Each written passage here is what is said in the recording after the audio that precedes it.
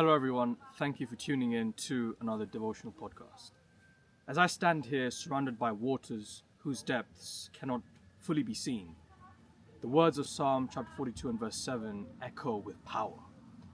Deep calleth unto deep at the noise of thy waterspouts. There is something about deep waters that awakens deep thoughts, because beneath every human life there is a deeper cry of the soul. People try to silence it with entertainment, success, pleasure, and constant noise. Yet the emptiness remains. Why? Because human beings were never created for shallow living. The soul was created for God. That is why a person can have wealth and still feel empty. They can be surrounded by people and still feel alone. They can gain the whole world and still feel restless inside. Ecclesiastes says God has placed eternity within the human heart.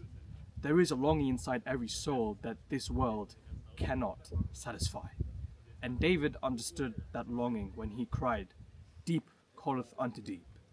He was speaking of a soul desperate for the presence of God, the deep brokenness of humanity calling out for the deep mercy of the Creator.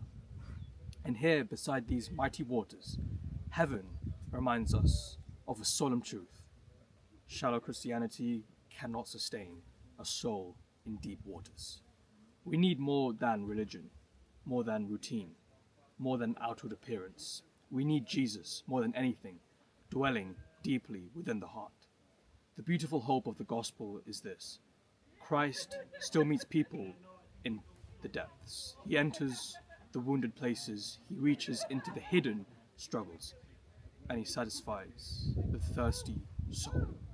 Because deep down, every human heart is searching for God, and Christ is the only person who can fill the depths of the soul. Amen. Thank you for listening to Light for Life. If this episode blessed you, share it with someone who needs encouragement.